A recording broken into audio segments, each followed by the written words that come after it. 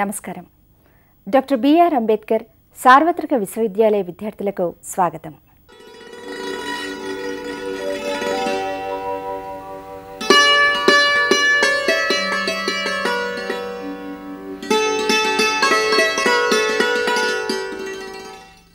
ఈరోజు మా విశ్వవిద్యాలయంలో రైటింగ్ ఫర్ మాస్ మీడియా ప్రసార మాధ్యమాల కోసం రాయడం పీజీ డిప్లొమా విద్యార్థుల కోసం చర్చా కార్యక్రమం ఉంటుంది.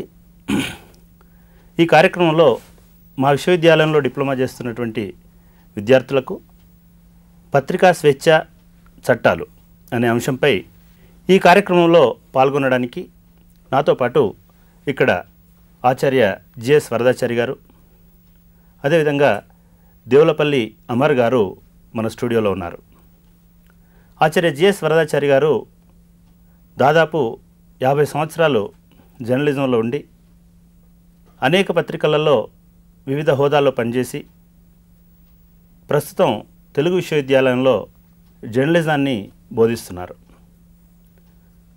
1952 నుంచి ప్రారంభమైనటువంటి వరదాచారి గారి జర్నలిజం కెరీర్ అన్ని పత్రికల్లో కూడా ఆయన సేవలను అందించడంతో పాటు ప్రధానమైనటువంటి పత్రికల్లో ఈనాడు లాంటి పత్రికకి సంపాదకులుగా పనిచేసి ఆ అనుభవ సారంతో తెలుగు విశ్వవిద్యాలయంలో జర్నలిజం కోర్సుకి రూపకల్పన చేసి గత 12 సంవత్సరాలుగా అక్కడ జర్నలిజాన్ని బోధిస్తున్నటువంటి వరదాచారి గారు ఇప్పుడు మనతో ఉన్నారు.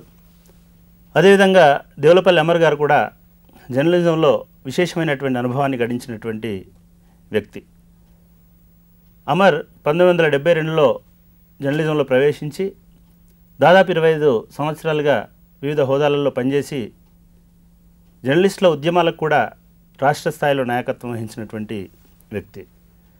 అమర్ గారు ప్రస్తుతం ప్రజాతంత్ర పత్రికకి సంపాదకులుగా ఉన్నారు. అదేవిధంగా రాష్ట్ర వర్కింగ్ జర్నలిస్టుల యూనియన్కి అధ్యక్షుడిగా కూడా పనిచేస్తున్నారు. ఈ ఇద్దరు పత్రికా రంగానికి, ముఖ్యంగా పత్రికల్లో పాత్రికేయులుగా రకరకాల హోదాల్లో విధుల్లో పనిచేస్తున్నటువంటి వారు కాబట్టి మనం ఈ చర్చా కార్యక్రమానికి, ఈ టెలికాన్ఫరెన్స్ కార్యక్రమానికి పత్రికా స్వేచ్ఛ, హక్కులు అనేటువంటి చట్టాలు అనేటువంటి అంశాన్ని ఎంపిక చేసుకోవడం జరిగింది. మీకు తెలుసు, ప్రజాస్వామ్య దేశంలో పత్రికలకి కీలకమైనటువంటి బాధ్యత ఉంది. పత్రికలు కేవలం సమాచారాన్ని అందించే సాధనాలుగా మాత్రమే కాకుండా ప్రజల యొక్క హక్కుల్ని లేదా ప్రజలకు ఉన్నటువంటి హక్కుల్ని, రాజ్యాంగం కల్పించినటువంటి హక్కుల్ని పరిరక్షించడంలో క్రియాశీలకమైనటువంటి పాత్రని పోషిస్తున్నాయి. ప్రతిరోజు దేశవ్యాప్తంగా వివిధ ప్రాంతాల నుంచి సమాచారాన్ని సేకరించి ఆ సమాచారాన్ని మనకు అందిస్తున్నాయి. ఇప్పటి సమాజం కేవలం పత్రికలనే కాకుండా మొత్తం సమాచార వ్యవస్థ మీద ఆధారపడి ఉందని మనం చెప్పడంలో ఎటువంటి అతిశయోక్తి లేదు. ఎందుకంటే పత్రిక చదవకుండా మనం ఒక్కరోజు కూడా గడపలేని పరిస్థితి ఇప్పటి సమాజంలో ఉంది. ఈ నేపథ్యంలో అసలు పత్రికలు ఏ రకమైనటువంటి సమాచారాన్ని సేకరించడంలో ఏ రకమైనటువంటి కష్ట నష్టాలను ఎదుర్కొంటున్నాయి, మన తరఫున సమాచారాన్ని సేకరించి మనకు అందించడానికి పత్రికలకు ఉన్నటువంటి ప్రత్యేకమైనటువంటి హక్కులు ఏమిటి, భారత రాజ్యాంగం కానీ భారతదేశంలో ఉన్నటువంటి చట్టాలు, శాసనాలు కానీ ఈ పత్రికలకి ఎటువంటి హక్కులని, ఎటువంటి ప్రత్యేకమైనటువంటి ప్రివిలేజ్ని కల్పిస్తున్నాయి, అసలు మొత్తంగా కూడా పత్రికా స్వేచ్ఛ అంటే ఏమిటి అనేటువంటి అంశాల మీద ఈరోజు చర్చ జరుగుతుంది. వరదాచారి గారు, పత్రికలకి భారతదేశంలో చాలా స్వేచ్ఛ ఉందని, భారతదేశం ప్రపంచంలోనే అతిపెద్ద ప్రజాస్వామ్య దేశంగా ప్రజాభిప్రాయానికి, అదేవిధంగా పత్రికా స్వేచ్ఛకి గౌరవాన్ని ఇస్తుందని ఒక పెద్ద చర్చ ఉంది. ప్రతి ఒక్కరూ పత్రికలకి ఒక ప్రత్యేకమైనటువంటి ప్రతిపత్తి ఉంది ఈ దేశంలో అని అనుకుంటారు. నిజానికి భారత రాజ్యాంగంలో కానీ లేదా ఆ తర్వాత వచ్చినటువంటి అనేక పత్రికా చట్టాల్లో కానీ పత్రికా స్వేచ్ఛకి ఇచ్చినటువంటి ప్రాధాన్యత ఏమిటి, ప్రత్యేక ప్రతిపత్తి ఏమిటి, అసలు ఈ పత్రికా స్వేచ్ఛ అనేటిది నిజంగానే లిఖితపూర్వకంగా చాలా మన దేశంలో పకడ్బందీగా ఉందా? ఈ అంశాల మీద మీరేమైనా? రాజ్యాంగానికి సంబంధించినంత వరకు పత్రికా స్వేచ్ఛ అనే మాట రాజ్యాంగంలో ఎక్కడా లేదు. ఆర్టికల్ 19(1)(a) కింద ప్రతి పౌరుడికి వాక్ స్వతంత్రం, భావ ప్రకటన స్వాతంత్రం ఉన్నాయి. ఆ భావ ప్రకటన స్వాతంత్ర్యంలో భాగంగానే ఈ పత్రికా స్వాతంత్రం అనేది కూడా ఉంటుంది అని సుప్రీంకోర్టు చాలా కేసుల తీర్పుల్లో చెప్పింది. అందుచేత మనకు భారతదేశంలో పత్రికా స్వాతంత్ర్యం కూడా ఉంది అని మనం విశ్వసించి అదే విధంగా మనం నడుచుకుంటూ ఉన్నాం. పత్రికా స్వాతంత్ర్యం అంటే ఏమిటి అనేది మనం ముందు నిర్వచించుకుంటే ఆ తర్వాత మనం ఈ పత్రికా స్వాతంత్రం ఎంత మేరకు మనకు లభిస్తున్నది, దాన్ని మనం ఎలా సద్వినియోగం చేసుకుంటున్నాము, ఏ ఏ చట్టాలు ఉన్నాయి, ఏ విధమైన ఆంక్షలు వీటి మీద ఉన్నాయి అనేది మనకు అప్పుడు అర్థమవుతుంది. అందుచేత ముందు పత్రికా స్వాతంత్రం అంటే ఏమిటి, చాలా నిర్వచనాలు ఉన్నాయి. సాధారణంగా పత్రికా స్వాతంత్రం అంటే ప్రభుత్వం నుండి ఎటువంటి ఒత్తిడి లేకుండా ఏదైనా రాసుకోగలడం పత్రికా స్వాతంత్రం అనే ఒక భావన ఉంది. కానీ నా దృష్టిలో పత్రికా స్వాతంత్రం అంటే అంత పరిమితమైంది కాదు. పత్రికా స్వాతంత్రం అంటే నేను అనేకమైనటువంటి నిర్వచనాలను చూసిన తర్వాత వాటిని క్రోడీకరించి ఒక నిర్వచనాన్ని నేను కూడా ఒకటి తయారు చేశాను. దాని ప్రకారం ఏమిటంటే పత్రికా స్వాతంత్రం అంటే ప్రభుత్వం నుండి కానీ మరే ఇతర వ్యవస్థీకృత వర్గం నుండి కానీ ఎటువంటి ఒత్తిడి, ఆంక్షలు, ప్రలోభాలు లేకుండా వార్తలపై వ్యాఖ్యలు రాసుకోవడానికి, రాయకుండా ఉండడానికి కూడా ఉండే స్వేచ్ఛను పత్రికా స్వాతంత్రం అని, పత్రికా స్వేచ్ఛ అని మనం సంపూర్ణంగా సమగ్రంగా అట్లా నిర్వచించుకుంటే అప్పుడు ఆ పత్రికా స్వేచ్ఛను మనం ఎంతవరకు అనుభవిస్తున్నాము అనేది మనం చర్చించుకోవడానికి అవకాశం ఉంటుంది. అంచేత ఇక్కడ ఒక ప్రభుత్వమే కాదు, వ్యవస్థీకృత వర్గాల నుండి కూడా ఒత్తిడులు, ఆంక్షలు, ప్రలోభాలు ఉండకూడదు అని మనం అనుకున్నాం. ఇటువంటి స్వేచ్ఛ పత్రికలకు ఎందుకు అనే ప్రశ్న కూడా ఒకటి వస్తుంది. ఏమిటంటే ప్రజాస్వామ్యం మీరు ఇందాక అన్నారు. ఒక ప్రజాస్వామ్యంలో ప్రజలు తమ నిర్ణయాలను తమ ప్రతినిధుల ద్వారా అమలుపరుచుకుంటారు. ప్రభుత్వాన్ని వాళ్ళే తమ ప్రతినిధుల ద్వారా నడుపుకుంటారు. అందుచేత రాజ్యాంగం కూడా అంటుంది, మేము భారతీయ ప్రజలము మాకు ఈ రాజ్యాంగాన్ని ఇచ్చుకుంటున్నాము అని. అంచేత ఇది ప్రజల కోసం ప్రజలు నడిపే ప్రభుత్వం కనుక అది ప్రజాభీష్టానికి అనుగుణంగా నడవాలంటే ఎట్లా నడుస్తుంది? ప్రజల అభిరుచులు, ప్రజల అభిమానాలు, ప్రజల అభిప్రాయాలు అక్కడ వ్యక్తీకరణ కావాలంటే అవి వీటి ద్వారా అవుతుంది, పత్రికల ద్వారా ప్రధానంగా అవుతుంది. అందుచేత ప్రజలు ఒక అభిప్రాయం ఏర్పరచుకోవడానికి కూడా వాళ్ళకు సంపూర్ణమైన సమగ్రమైన సమాచారం ఎప్పటికప్పుడు అందుతూ ఉండాలి. అప్పుడే కదా వాళ్ళు అన్ని విషయాలను కూలంకషంగా అర్థం చేసుకొని చర్చించుకొని ఒక సరైన నిర్ణయానికి వస్తారు.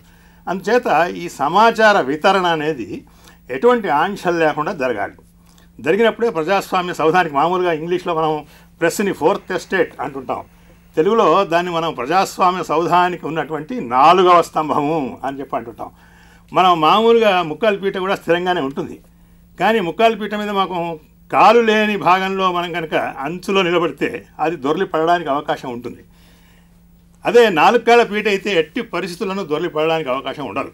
అంచేత ఈ 4వ కాలైనటువంటి పత్రికలు మీడియానండి. ఇవాళ పూర్వం పత్రికలే ఉండేవి, ఇప్పుడు మీడియా కూడా చాలా విస్తరించి వచ్చింది కనుక మీడియా కూడా ఇందులో ఒక భాగంగా మనం ఇవాళ గుర్తిస్తున్నాం కనుక ఇది బలంగా ఉండాలి. ఇది ఎటువంటి ఆంక్షలు లేకుండా సక్రమంగా పనిచేయగలగాలి. సరైన సమాచారాన్ని, సంపూర్ణమైన సమాచారాన్ని సమగ్రంగా ప్రజలందరికీ అందించగలగాలి. అప్పుడే దాని పాత్ర సవ్యంగా నిర్వహించినట్టు అవుతుంది. ప్రజలకు అవసరమైన సమాచారం దొరికి వారు సరైన నిర్ణయాలు తీసుకోవడానికి అప్పుడు అవకాశం ఏర్పడుతూ ఉంటుంది. దీనికోసం రాజ్యాంగంలో ఇందాక చెప్పినటువంటి రాజ్యాంగం అధికరణ 19(1)(a) ఆర్టికల్ 19(1)(a) దాంట్లో ఈ వాక్ భావ ప్రకటన స్వాతంత్రం అనేది ఉంది. అయితే అదే ఆర్టికల్లో 19(2)లో 19(2)లో దీని మీద 8 రకాల సహేతుకమైన ఆంక్షలు పెట్టవచ్చు అని ఉందన్నమాట. ఇది ఒక విధంగా అమెరికా రాజ్యాంగంలో పత్రికా స్వాతంత్రం అనే మాట కూడా ఉంది. వాక్ స్వాతంత్రం, భావ ప్రకటన స్వాతంత్రం, పత్రికా స్వాతంత్రం అని 3 ఉన్నాయి అక్కడ. మనం ప్రధానికి అమెరికా రాజ్యాంగాన్ని, అమెరికాలో కోర్టులో జరిగేటువంటి తీర్పులను వాటిని ఆదర్శంగా తీసుకుంటాం కనుక దాని గురించి నేను ఇప్పుడు ప్రస్తావిస్తున్నాను. అక్కడ ఉంది. ఉండడమే కాకుండా మొదటి సవరణ అని ఒకటి ఉంది అక్కడ అమెరికాలో. అది 1791లో జరిగిన సవరణ అన్నమాట. మన దగ్గర కూడా మొదటి సవరణ ఈ రాజ్యాంగంలో పత్రికా స్వాతంత్రంతో పాటు అనేకమైనటువంటి ప్రాథమిక హక్కులను సవరిస్తూ జరిగినటువంటి సవరణ ఉంది. దానికి దీనికి పోలిక మనం చెప్పుకున్నట్టయితే అక్కడ అమెరికాలో వాళ్ళు మొదటి సవరణలో ఏమన్నారంటే ఈ వాక్ స్వాతంత్రం, భావ ప్రకటన స్వాతంత్రం, పత్రికా స్వాతంత్రం మీద ఎటువంటి ఆంక్షలు విధిస్తూ చట్టాలు చేసే అధికారం కాంగ్రెస్, అంటే అక్కడ పార్లమెంట్ను కాంగ్రెస్ అంటారు కదా, కాంగ్రెస్కు లేదు అని చెప్పి వాళ్ళు స్పష్టంగా, అది మొదటిసారి అక్కడ అమెరికాలో. మన దగ్గర ఈ రిజర్వేషన్ కేసులో వచ్చిన దాన్ని తీసుకొని చెంపకం దొరైరాజన్ అని తమిళనాడులో అమ్మాయి వేసిన కేసును పురస్కరించుకొని సుప్రీంకోర్టు తీర్పు చెప్పింది. దాంట్లో ఏమిటంటే పత్రికా స్వాతంత్రం మీద కూడా సహేతుకమైన ఆంక్షలు విధించవచ్చు వాక్ స్వాతంత్రంలో భాగంగా మనం అనుకున్నప్పుడు అని చెప్పి వాళ్ళు చెప్పారు. ఆ సహేతుకమైన ఆంక్షలు అంటే ఏమిటి అనేది ఆ ఆర్టికల్ 19(2)లో 8 వాటిని వివరించారు. వివరించినందుకు మన రాజ్యాంగ పండితులు వాళ్ళు ఏమంటున్నారంటే ఈ 8 అని చెప్పారు కనుక 8ని మించి కొత్తగా ఏమి పెట్టడానికి వీల్లేదు కనుక ఇది ఒక విధంగా మంచిదే. అమెరికాలో కూడా కోర్టు తీర్పుల ద్వారా ప్రజా శ్రేయస్సును దృష్టిలో పెట్టుకొని పత్రికల మీద కొన్ని ఆంక్షలు పెట్టవచ్చు అని ఒక దీర్ఘకాలం మీద కొన్ని 100 సంవత్సరాలు వచ్చినటువంటి తీర్పులను ఆధారంగా చేసుకొని అక్కడ సంప్రదాయం ఒకటి ఏర్పడింది. ఆ సంప్రదాయాన్ని కూడా దృష్టిలో పెట్టుకుని వీళ్ళు వాళ్ళ రాజ్యాంగంలోనే ఈ ఆంక్షలు ఏమిటి అనేది పొందుపరిచారు. దానివల్ల మనకు కలిగిన సౌలభ్యం ఏమిటంటే ఇవాళ ఏ ఆంక్షలు పెట్టవచ్చో అంతకు మించి ఏవి పెట్టకూడదో మనకు స్పష్టంగా ఇవాళ తెలుస్తుంది. అంచేత ఇది ఒక అందుకు మంచిదే అని మన రాజ్యాంగ పండితులు ఇవాళ అంటున్నారు. అవి ఏమిటి అంటే మామూలుగా మన నైతిక నియమావళిలో వాటిలో ఉండేటువంటి విషయాలు, అవేం కొత్త పెద్ద విషయాలు కాదు. ఉదాహరణకి పొరుగు దేశాలతో మన మిత్ర సంబంధాలు, స్నేహ సంబంధాలు చెడగొట్టే రాతలు రాయకూడదు అని, ఒకరికి పరువు నష్టం కలిగించే రాతలు రాయకూడదు, లేదా ప్రజల్లో హింసా ప్రవృత్తిని పురకొల్పే రాతలు రాయకూడదు, కోర్టు ధిక్కారానికి సంబంధించిన రాతలు రాయకూడదు అని ఇట్లా 8 ఉన్నాయి. అవి పెట్టారు. పెడితే దాంట్లో మనకి ఇబ్బంది ఏం లేదు. దీనికి సంబంధించి మీరు ఇందాక అన్నట్టు దాదాపుగా 2 డజన్ల చట్టాలు ఉన్నాయి. ఈ 2 డజన్ల చట్టాల్లో కొన్ని ఏమో రెగ్యులేటరీ యాక్ట్స్ అంటాం మనం ఇంగ్లీష్లో. అంటే ఏంటి, వ్యవస్థను క్రమబద్ధం చేయడానికి ఉద్దేశించినటువంటి చట్టాలు. ఇటువంటి చట్టాల్లో ప్రధానంగా మన మొదటి ప్రెస్ కమిషన్ 1952లో ఏర్పడి 54లో తన నివేదికను సమర్పించింది. రాజ్యాధ్యక్ష కమిషన్ అంటాం దాన్ని. ఆ రాజ్యాధ్యక్ష కమిషన్ సిఫార్సుల మేరకు ఆ కమిషన్ను మనం జర్నలిస్టుల పాలిటీ కల్పవృక్షం అని కూడా చెప్పుకుంటూ ఉంటాం. ఎందుకంటే చాలా ముఖ్యమైన సిఫార్సులు ఆ కమిషన్ చేసింది ఈ పత్రికల్లో వ్యవస్థను క్రమబద్ధం చేయడానికి. అంచేత వాటి ఆధారంగానే అందులో ఒక చట్టం ఏంటంటే పత్రికల్లో పనిచేసే వాళ్లకు ఉద్యోగ భద్రత, తర్వాత వాళ్ళ ఉద్యోగ స్థితిగతులు బాగుండటం, వాళ్ళకు సంపూర్ణమైన స్వేచ్ఛ ఉండటం. స్వేచ్ఛ అనేది పత్రికా స్వేచ్ఛ అనగానే ఒక ఎడిటర్ గారి స్వేచ్ఛ అనే కాదు. ఎడిటర్ అనేవాడు ఒక వ్యక్తి కాదు కదా, అది సామూహికమైనటువంటి పత్రికా ఒక పత్రికా కార్యాలయంలో ఉండే ఎడిటోరియల్ డిపార్ట్మెంట్లో పనిచేసే చీఫ్ ఎడిటర్ దగ్గర నుంచి సబ్ ఎడిటర్ వరకు ఒక వర్గం అంతా ఉంటుంది కదా, వాళ్ళందరికీ సంబంధించిన అంశం అది. వాళ్ళందరికీ కలిసి స్వేచ్ఛ ఉండాలి. వాళ్ళకి స్వేచ్ఛ ఎప్పుడు ఉంటుంది, వాళ్ళు స్వేచ్ఛగా ఎప్పుడు పనిచేయగలుగుతారు అంటే ఉద్యోగ భద్రత, ఉద్యోగ స్థితిగతులు బాగుండటం ఇట్లాంటివన్నీ ఉన్నప్పుడే చేయగలుగుతారు కనుక వాళ్ళ ఉద్యోగ స్థితిగతులను క్రమబద్ధం చేసి బాగుపరచడానికి ఒక చట్టం ఉండాలి అని చెప్పేసి ఆ ప్రెస్ కమిషన్ సూచించింది. దాని ప్రకారం 1955లో భారత ప్రభుత్వం ఒక చట్టం చేసింది. అది వర్కింగ్ జర్నలిస్టుల ఉద్యోగ స్థితిగతుల చట్టం అన్నమాట. ఆ చట్టం ప్రకారం వర్కింగ్ జర్నలిస్టులకు చాలా హక్కులు ఇచ్చారు. లీవ్స్ ఇచ్చారు, హాలిడేస్ ఇచ్చారు. తర్వాత లేడీస్ ఉంటే వాళ్ళకి మెటర్నిటీ లీవ్ సౌకర్యం కూడా కల్పించారు. అట్లాగే ఊరికే ఇష్టం వచ్చినప్పుడు తీసేయడానికి వీల్లేదు అని చెప్పేసి నోటీస్ పీరియడ్ ఇట్లాంటివన్నీ కూడా కల్పించారు. గ్రాట్యుటీ ఇట్లాంటి సౌకర్యం కూడా కల్పించారు. ప్రావిడెంట్ ఫండ్ సౌకర్యం కూడా ఉంటుంది ఎట్లాగూ. కనుక ఈ సౌకర్యాలన్నీ కల్పించారు. వీటిని మనం ఎంతవరకు అమలు జరుగుతున్నాయి అనే విషయం దాంట్లో ఉంటుంది. మళ్ళీ ఒకవేళ అమలు చేయకపోతే అట్లాగే వేజ్ బోర్డు, ఒక వేతన వ్యవస్థ ఉండాలి. ఆ వేతన వ్యవస్థ కూడా మారుతున్న పరిస్థితులకు అనుగుణంగా మారుతూ ఉండాలి అని చెప్పేసి మొదట్లో చట్టంలోనే 3 సంవత్సరాలకు ఒకసారి అని చెప్పి అన్నారు. కానీ తర్వాత దాన్ని అవసరమైనప్పుడల్లా అని మార్చారు, సవరించి. ఎందుకంటే ఆ ఒక్కొక్క వేజ్ బోర్డు 3 సంవత్సరాల కంటే ఎక్కువ కాలం పనిచేస్తూ పోయినందువల్ల ఈ 3 సంవత్సరాలు అనేది ఎగతాళిగా మారే పరిస్థితి వచ్చింది. అందుచేత అవసరమైనప్పుడల్లా దాని తర్వాత మార్చారు. తర్వాత ఇదే చట్టాన్ని ఒక సంస్థలో పనిచేసే వర్కింగ్ జర్నలిస్టుల కంటే శ్రమజీవి పత్రకారులు అన్నాం మనం హిందీలో వాళ్ళని. ఎందుకంటే నిజంగా పనిచేసేవాళ్ళు అనే అర్థంలో, ఊరికే పేరు పెట్టుకునేదో ఉద్యోగాల్లో హోదాలో ఉండడం అనేది కాకుండా నిజంగా పనిచేసేవాళ్ళు జర్నలిస్టులు అనే అర్థంలో అది వర్కింగ్ జర్నలిస్ట్ అనే మాట, శ్రమజీవి పత్రకారు అనే మాట వాడుకలోకి వచ్చాయి.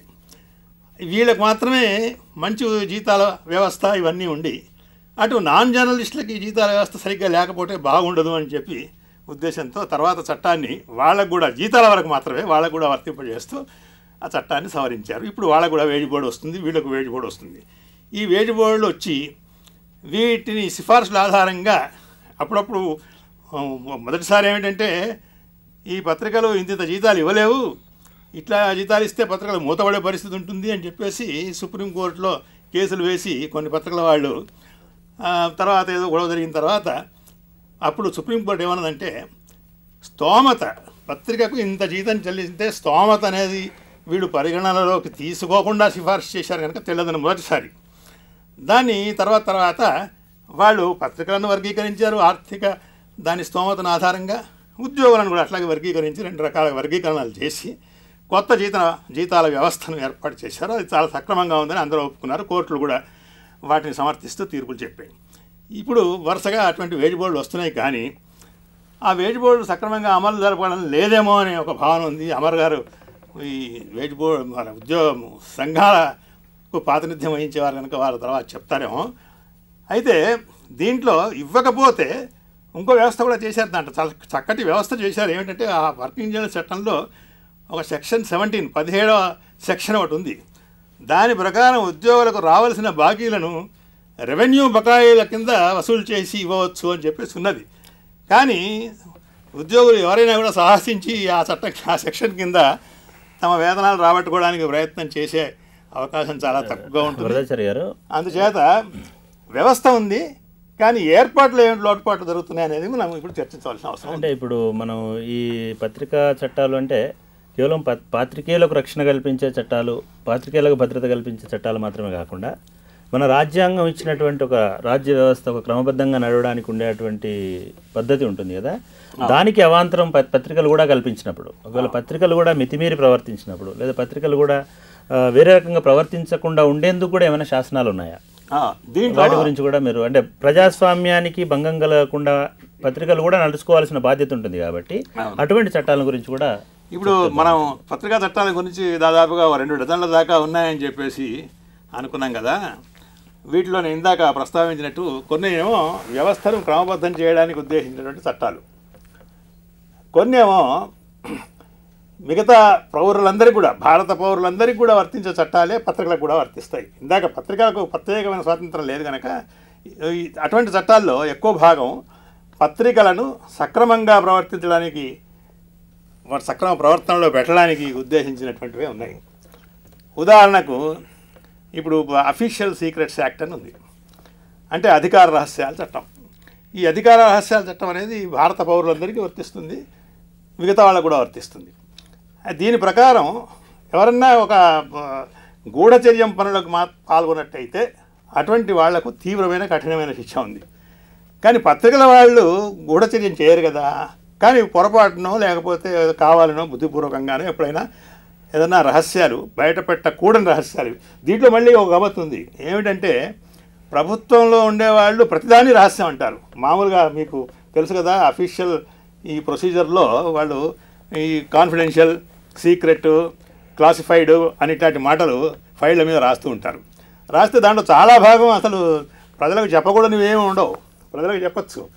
కానీ వీళ్ళు ఏంటంటే ఎంతసేపు మొదటి నుంచి ఆ బ్రిటిష్ వాళ్ళ అప్పటి నుంచి అట్లా వచ్చింది కనుక అదే వ్యవస్థ ఇప్పుడు కొనసాగుతూ ఉన్నది కనుక ఏది ప్రజలకు తెలపకుండా చేయాలని ఒకటి. దీని మీద ఏం జరిగిందంటే ఇటీవలి కాలంలో సమాచార హక్కు అనేది ఒకటి, తెలుసుకునే హక్కు ప్రజలకు ఉంది కనుక ఆ తెలుసుకునే హక్కును ప్రజలు వినియోగించుకోవాలంటే పత్రికల ద్వారానే వినియోగించుకునే అవకాశం ఉంటుంది కనుక ఈ సమాచార హక్కు చట్టం అనేది ఒకటి తీసుకురావాలి, రైట్ టు ఇన్ఫర్మేషన్ యాక్ట్ అనేది తీసుకురావాలని కొన్ని రాష్ట్రాల్లో చేశారు కూడా.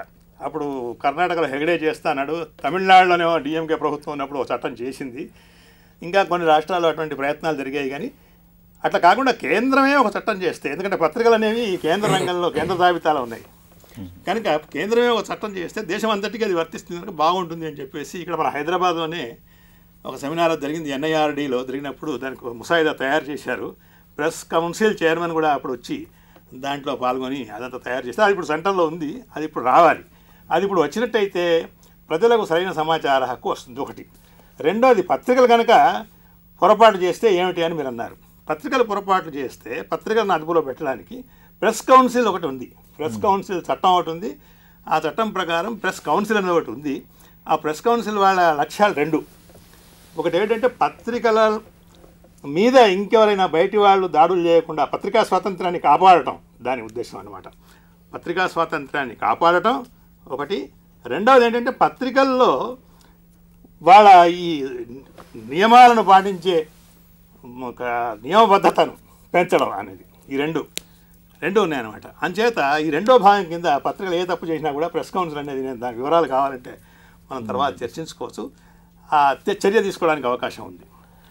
ఈ రకంగా మనకు భారత రాజ్యాంగంలో అంటే భారత రాజ్యాంగం అనేది ప్రజల కోసం రాసుకున్నటువంటి ఒక ప్రజాస్వామిక పద్ధతి కాబట్టి అటువంటి ప్రజాస్వామ్య వ్యవస్థలో ఏ పౌరుడి యొక్క హక్కులకు భంగం కలగకుండా, అదేవిధంగా మనకు రాజ్యాంగం ఇచ్చినటువంటి సమాచార హక్కు ఏదైతే ఉందో, అంటే సమాచారాన్ని తెలుసుకునే హక్కు ఏదైతే ఉందో లేదా సమాచారాన్ని తెలియజేసే హక్కు ఏదైతే ఉందో దాన్ని కూడా రక్షించడం కోసం మనకి అనేక శాసనాలను చేసినారు. అదేవిధంగా పత్రికల్లో పనిచేసేటువంటి జర్నలిస్టుల యొక్క స్థితిగతులను మెరుగుపరచడానికి లేదా వాళ్ళకు కనీస సౌకర్యాలు కల్పించడానికి కూడా ఈ చట్టాలు అనేటివి ఉద్దేశించబడ్డాయి. ఈ నేపథ్యంలో అమర్ గారు, ఈ చట్టాలు నిజంగానే జర్నలిస్టుల స్థితిగతులను మెరుగుపరిచాయా? నిజంగానే ప్రజాస్వామ్య వ్యవస్థని బలోపేతం చేయడానికి పత్రికలు కూడా ప్రయత్నిస్తున్నాయా? అంటే ఓవరాల్గా పత్రికా స్వాతంత్రం అనేది ఇటు ప్రజాస్వామ్యాన్ని పరిపుష్టి చేయడానికి కానీ అటు ప్రజల యొక్క హక్కుల్ని కాపాడడానికి ఉపయోగపడుతున్నదా? అదేవిధంగా జర్నలిస్టుల యొక్క హక్కుల్ని, జర్నలిస్టుల యొక్క స్థితిగతులను కూడా మెరుగుపరచడానికి ఈ చట్టాలు ఏ రకంగా అమలవుతున్నాయి? ఈ విషయాల మీద మీరు ఏమన్నా చెప్పగలిగితే. ముందుగా అసలు పత్రికా స్వేచ్ఛ అనేది పరిస్థితులు మారుతూ ఉన్న క్రమంలో దాని నిర్వచనం అనేది మారిపోతున్నది అనేది నా అభిప్రాయం. పత్రికా స్వేచ్ఛ అనేది ఎవరికి? ఇవాళ పత్రికా స్వేచ్ఛ పత్రికలు నడిపే యజమానులకు అని కొందరు అనుకుంటున్నారు. పత్రికా స్వేచ్ఛ పత్రికల ద్వారా ప్రజలకు సమాచారాన్ని అందించే పని చేస్తున్న జర్నలిస్టులది అని మరికొందరు అనుకుంటున్నారు. ఈ రెండు సరైనవి కాదని నా అభిప్రాయం. పత్రికా స్వేచ్ఛ అనేది ప్రత్యేకంగా జర్నలిస్టులకు కానీ పత్రికలు నడుపుతున్న యజమానులకు కానీ ఉన్నది కాదు. రాజ్యాంగం కల్పించిన వెసులుబాటైనా మామూలుగా మనం చూసినా కూడా భారతదేశంలో ప్రజలకు తాము ఎన్నుకున్న ప్రజాస్వామ్య పద్ధతిలో తాము ఎన్నుకున్న ప్రభుత్వాలు ఏం చేస్తున్నాయని తెలుసుకునే అధికారం వాళ్ళకున్నది ప్రజలకు. ఈ సమాజంలో, ఈ దేశంలో ఏ రంగంలో ఏం జరుగుతున్నది తెలుసుకునే అధికారం ప్రజలకున్నది. ఆ తెలుసుకునే అధికారం ఏదైతే ప్రజలకున్నదో వాళ్ళకున్న అధికారాన్ని కాపాడే పని మాత్రమే పత్రికలు చేస్తున్నాయి, జర్నలిస్టులు చేస్తూ ఉన్నారు. వీళ్ళు కేవలం ప్రజలకున్న ఒక హక్కుని, వాళ్ళకున్న ఒక దీన్ని కాపాడుతున్నారే తప్ప ప్రత్యేకంగా జర్నలిస్టులకంటూ పత్రికలకంటూ హక్కులేం లేవు. ఇదే కాకుండా ఇక్కడ మనం తప్పనిసరిగా చర్చించుకోవాల్సింది, గుర్తు చేసుకోవాల్సిన విషయం ఒకటి ఏమిటంటే, చాలా కాలంగా వర్కింగ్ జర్నలిస్టుల ఉద్యమం, ఈ దేశంలో ఉద్యమాన్ని నిర్వహిస్తున్న సంఘాలు చాలా కాలంగా కేంద్ర ప్రభుత్వాన్ని ఒక డిమాండ్ చేస్తూ వచ్చినాయి. అదేమిటి అని అంటే, పత్రికా రంగాన్ని మిగతా వ్యాపారాల నుంచి వేరు చేయడం. ఇతర వ్యాపారాల నుంచి పత్రికా రంగాన్ని డీలింక్ చేయనంతకాలం పత్రికా స్వేచ్ఛ అనేదాన్ని కాపాడడం అనేది పూర్తిగా సాధ్యం కాదు. అది ఎంతసేపు సాపేక్షికమే అవుతుంది, పాక్షికంగానే పత్రికా స్వేచ్ఛ అనేది కాపాడడానికి వీలవుతుంది తప్ప, ఎప్పుడైతే పత్రికల్ని నిర్వహించే యజమానులకు ఇతర వ్యాపార ప్రయోజనాలు ఉంటాయో అప్పుడు పత్రికా స్వేచ్ఛకు తప్పనిసరిగా ఆ వ్యాపార ప్రయోజనాలు అడ్డం వస్తాయి. కాబట్టి పత్రికలను మిగతా వ్యాపారాల నుంచి డీలింక్ చేయాలి, పత్రికలు నిర్వహించే వారికి వేరే ఏ వ్యాపారాలు ఉండకూడదు అన్నది వర్కింగ్ జర్నలిస్టుల ఉద్యమం అనేక సంవత్సరాలుగా కేంద్ర ప్రభుత్వాన్ని డిమాండ్ చేస్తూ వస్తున్నది. ఇది జరగనంత కాలం ఒకటి. రెండవది, వరదాచారి గారు చెప్పినట్టు సమాచారాన్ని తెలుసుకునే హక్కు, ప్రజలకు సమాచారాన్ని తెలుసుకునే హక్కు అనేది రాజ్యాంగంలో ఇప్పటికేం స్పష్టంగా లేదు. వాక్ స్వాతంత్రం, భావ ప్రకటన స్వాతంత్రం అనేవి రాజ్యాంగం ఇచ్చింది ప్రజలకి. అందులో భాగంగానే సమాచారాన్ని తెలుసుకునే హక్కుగా మనం ఇచ్చేస్తున్నాం తప్ప, ఇప్పుడు ప్రత్యేకంగా ఇది కూడా చాలా కాలంగా వర్కింగ్ జర్నలిస్టుల ఉద్యమం, పత్రికలు, ప్రజాస్వామ్య ప్రియులందరూ డిమాండ్ చేస్తూ వస్తున్నది. సమాచార హక్కుకు సంబంధించి ఒక ప్రత్యేకమైన చట్టం మన రాజ్యాంగంలో ఉండాలి. అది ఉంటే తప్ప ప్రజలకు సమాచారం తెలుసుకునే హక్కు అనేది సంపూర్ణంగా లభించదు. ఒకసారి ఈ సమాచార హక్కు సంబంధించిన చట్టం కనుక రాజ్యాంగంలో పొందుపరిస్తే అప్పుడు నాకు తెలిసినంత వరకు అఫీషియల్ సీక్రెట్స్ యాక్ట్ అనేది, ఈ అధికార రహస్యాల చట్టం అనేది అది లేకుండా పోతుంది. అప్పుడు నిజానికి నా అభిప్రాయంలో ఇవాళ రక్షణ రంగానికి సంబంధించిన ఏ కొద్ది విషయాల్లో తప్ప ఈ దేశంలో ప్రజలకు తెలియకూడదంటూ ఉన్నది ఏమీ ఉండదు. ప్రతిదీ ప్రజలకు తెలియాల్సిందే. ఉదాహరణకు మనం మంత్రివర్గ సమావేశాలు తీసుకుందాం. మంత్రివర్గ సమావేశాల్లో మంత్రివర్గం చర్చించే విషయాలు ప్రజలకు తెలియకుండా ఉండాల్సిన అవసరం ఏమిటి? కొంతమేరకే ప్రజలకు తెలిసి మిగతా కొంతమేరకు తెలియకుండా ఉండాల్సిన అవసరం ఏమిటి? ఇది చర్చ చేయాల్సిన అవసరం ఉంది. ఇవాళ మనం శాసనసభలో జరిగేదంతా కూడా పత్రికలు రిపోర్ట్ చేస్తున్నాయి. ఆ స్వేచ్ఛ పత్రికలకు ఉంది. నిజానికి ఇవాళ మన రాష్ట్రం ఒక అడుగు ముందేసి దీన్ని లైవ్ టెలికాస్ట్ కూడా చేస్తున్నది. శాసనసభ ఏదైతే అత్యున్నత వ్యవస్థ ఉందో ప్రజాస్వామ్యంలో, అక్కడ జరుగుతున్న విషయాలన్నీ కూడా ప్రజలకు కళ్ళకు కట్టినట్టు చూపిస్తూ పత్రికలు రాయడం ద్వారా తెలుపుతున్నప్పుడు ఈ శాసనసభ ద్వారా వచ్చిన ఒక మంత్రివర్గం చర్చించే విషయాల్ని, తీసుకునే నిర్ణయాల్ని బయటి ప్రజలకు తెలియకుండా ఉండాల్సిన అవసరం ఏమున్నది? ఇటువంటివన్నీ జరిగితే తప్ప స్వేచ్ఛ అనేది పూర్తిగా సంపూర్ణంగా లభించదు. ఇక పత్రికా స్వేచ్ఛ అనేది వచ్చినప్పుడు సమాచారాన్ని తెలుసుకొని ప్రజలకు తెలిపే హక్కు ఏదైతే జర్నలిస్టులకు ఉన్నదో వాళ్ళు దాన్ని సక్రమంగా నిర్వర్తించాలి అన్నప్పుడు వాళ్లకు ఉద్యోగ భద్రత కల్పించాలా, వాళ్ళు స్వేచ్ఛగా పనిచేసి స్వేచ్ఛగా సమాచారాన్ని సేకరించి నిర్భయంగా పత్రికలకు రాయగలిగిన పరిస్థితులు అనేవి కల్పించగలిగి ఉండాలి. వరదాచారి గారు చెప్పినట్టు వర్కింగ్ జర్నలిస్టుల చట్టం కానీ, లేకపోతే వేజ్ బోర్డులు కానీ, ప్రెస్ కమిషన్ తర్వాత ఫస్ట్ ప్రెస్ కమిషన్ తర్వాత వచ్చిన వేజ్ బోర్డులు, ఇప్పటికి నాకు తెలిసినంత వరకు 4 వేజ్ బోర్డులు వచ్చినాయి. షిండే వేజ్ బోర్డు 6 వేజ్ బోర్డులు వచ్చినాయి. ఇప్పుడు తాజాగా జస్టిస్ మనీషానా సింగ్ వేజ్ బోర్డు కూడా తన సిఫార్సుల్ని ప్రభుత్వానికి చేసింది, ప్రభుత్వం నోటిఫై చేసింది. ఇప్పటి వరకు నా వర్కింగ్ జర్నలిస్టుల ఉద్యమంలో పనిచేస్తూ 20-25 సంవత్సరాల అనుభవంలో ఏ పత్రిక కూడా ఈ వేజ్ బోర్డులు సిఫార్సు చేసిన వేతనాల్ని అమలు చేయడం లేదు. సక్రమంగా అమలు చేయకపోగా ఎగ్గొట్టే ప్రయత్నాలే దాదాపుగా 90% పత్రికలు చేస్తూ వచ్చినాయి పత్రికల యజమానులు. ఇది ఇక్కడ ఎందుకు మాట్లాడాల్సి వస్తుందంటే, పత్రికా స్వేచ్ఛ అనేది కాపాడబడాలంటే జర్నలిస్టులు నిర్భయంగా రాయాలి, స్వేచ్ఛగా రాయాలి అన్నప్పుడు వాళ్ళు బ్రతకడానికి కూడా అనుకూలమైన పరిస్థితులు కల్పించబడి ఉండాలి. అది జరగనంత కాలం రకరకాల ప్రలోభాలకు గురయ్యే వాళ్ళు ఉండొచ్చు. దాన్ని మనం సమర్థించం. ప్రలోభాలకు గురవుతారు. సరైన వర్కింగ్ కండిషన్స్ లేకపోతే, సరైన వేతనాలు లేకపోయినప్పుడు ఏమిటి వాళ్ళు ఎట్లా వాళ్ళ జీవనం ఏమిటి?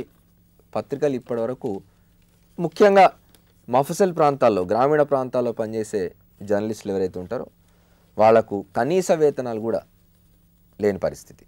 ఇవాళ హోటల్ పనిచేసే వర్కర్కు ఉండే కనీస వేతనం సంబంధించిన ఇది భద్రత కూడా గ్రామీణ ప్రాంతాల్లో, నిజానికి వాళ్ళ పత్రికలకు పట్టుకొమ్మలు గ్రామీణ ప్రాంతాల నుంచి వస్తున్న వార్తలు, ఆ వార్తలు సేకరించి పంపుతున్న జర్నలిస్టులకు ఎటువంటి భద్రత లేదు. ఆ భద్రత కల్పించినంత వరకు మనం సాపేక్షికంగానైనా పత్రికా స్వేచ్ఛను కాపాడగలమని అనుకోవడం లేదు. అమర్ గారు, అంటే పత్రికలకి అంటే ఒక నిర్దిష్టమైనటువంటి రాజ్యాంగ విధిని నిర్వహిస్తున్నటువంటి పత్రికలకి, పాత్రికేయులకి ఇవ్వాల్సిన వసతి సౌకర్యాల గురించి చెప్పారు. అవి కాకుండా మీరు ఏదైతే రాజ్యాంగ విధిని నిర్వహిస్తున్నారో, లేదా రాజ్యాంగ ప్రజలకు కల్పించినటువంటి హక్కుని వాళ్ళకి అందించడానికి ప్రయత్నం చేస్తున్నారో, ఇది చేస్తున్నటువంటి ప్రయత్నంలో, ఇది చేస్తున్నటువంటి ప్రాసెస్లో పాత్రికేయులు ఎదుర్కొనేటువంటి ఇతర సమస్యలు, వాటిని అంటే పాత్రికేయులకు రక్షణ కల్పించే చట్టాలు ఏమైనా ఉన్నాయా అటువంటి సమస్యలు ఎదుర్కొంటున్నప్పుడు? ఉదాహరణకి పరువు నష్టం లాంటి కేసులు కానీ, లేకపోతే విధి నిర్వహణలో ఇతరుల ప్రయోజనాలకు భంగం కలిగించేటువంటి వార్తలు రాశారనేటువంటి ఉద్దేశంతో ఎదుర్కొనేటువంటి కేసులు ఇటువంటి చాలా వస్తుంటాయి కదా. ఆ చట్టాలను ఎదుర్కొంటున్నప్పుడు అటు యాజమాన్యాలు లేదా సంస్థలు లేదా మీ కార్మిక సంఘాలు ఏ రకంగా జర్నలిస్టుల హక్కులకి, జర్నలిస్టుల యొక్క విధులకి, విధి నిర్వహణకి రక్షణ కల్పిస్తూ ఉన్నారు? ఇప్పుడు అనేక సమస్యలు ఇందులో దానిలో ప్రధానమైన రెండు రకాలే తీసుకున్నప్పుడు, ఒకటి వర్కింగ్ జర్నలిస్టులు వాళ్ళ విధి నిర్వహణలో యాజమాన్యాల నుంచి ఎదురయ్యే సమస్యలు ఒకటి, రెండో వైపున ప్రభుత్వం కానీ, ప్రభుత్వేతర సంస్థలు కానీ. హలో చెప్పండి. అమర్ గారికి ఒక చిన్న ప్రశ్న అండి. చెప్పండి. ఇంతసేపు అమర్ గారు చెప్తూ పత్రికా స్వేచ్ఛ కాపాడాలి అంటే జర్నలిస్ట్ నిర్భయంగా రాయగలగాలి, అప్పుడే పత్రికా స్వేచ్ఛ ఉంటుంది అంటున్నారు కదా. అవునండి. మరి ఇప్పుడు ప్రజాతంత్రకి సంపాదకులు అని చెప్పారు అమర్ గారు. మరి ఒక పత్రికకి సంపాదకులుగా పనిచేస్తున్న అతని దగ్గర పనిచేస్తున్నటువంటి జర్నలిస్టులకు కానివ్వండి, లేకపోతే మిగతా వారికి కానీ ఎటువంటి నిర్భయత్వాన్ని, ఎటువంటి స్వేచ్ఛని కలుగజేస్తుందని తెలుసుకోవాలండి. థ్యాంక్ యూ అండి. ఎక్కడి నుంచి మాట్లాడుతున్నారండి? హైదరాబాద్ నుండి. మీ పేరండి? నా పేరు పుష్ప అండి. రైట్ అండి. అమర్ గారు, అంటే పత్రికా సంపాదకుడిగా మీరు కూడా నిజంగానే అటువంటి అపరిమితమైనటువంటి స్వేచ్ఛని మీ జర్నలిస్టులకు ఇస్తున్నారా? నిర్భయంగా మీరు రాస్తున్నారా? స్వేచ్ఛ, అపరిమితమైన స్వేచ్ఛ అనేది ఉండదు. స్వేచ్ఛే. ఇది నేను సంపాదకుడిని అయింది చాలా తక్కువ కాలం, 3.5 సంవత్సరాలుగా నేను సంపాదకుడిగా ఉన్నాను. అంతకుముందు వివిధ పత్రికల్లో వివిధ హోదాల్లో పనిచేసినాను. నేను కింద స్థాయి రిపోర్టర్ నుంచి, సబ్ ఎడిటర్ నుంచి నేను పనిచేస్తూ వచ్చినవాడిని. గత 3.5 సంవత్సరాలుగా నేను నిర్వహిస్తున్న పత్రికలో ఆ పత్రికను చదువుతున్న వాళ్ళు ఎవరైనా కూడా దానిలో రాసే వాళ్లకు, మాకు జిల్లాల్లో ఉన్న యంత్రాంగం నెట్వర్క్ ఏదైతే రిపోర్టింగ్ నెట్వర్క్ ఉందో, మాకు రాసే కాలమిస్టులు, నిజానికి మా పత్రికలో ఎక్కువ కాలమ్స్ కనిపిస్తాయి మీకు. డిఫరెంట్ ఆస్పెక్ట్స్ మీద, వివిధ అంశాల మీద నిపుణులు, ఆయా రంగాల్లో ఉన్న వాళ్ళు రాస్తున్న కాలమ్స్ కనిపిస్తాయి. పత్రిక స్వభావం డిఫరెంట్గా ఉంటుంది. ఆ కాలమ్స్ల వేటిల్లో కూడా ఎడిటోరియల్ ఆంక్షలు కానీ, ఎడిటర్ యొక్క సంపాదకుడి యొక్క లేదా సంపాదక వర్గం యొక్క ఇది కానీ ఏమి ఉండదు. హలో నమస్కారం అండి. చెప్పండి. మేము జమ్మికుంట మండలం నుంచి ధర్మారం సార్ మగలేదు. చెప్పండి. అయితే ఇంతకుముందు నేను కూడా జీవగడ్డ విలేకరిగా పనిచేశానండి. మీరు క్వశ్చన్ అడగండి సార్.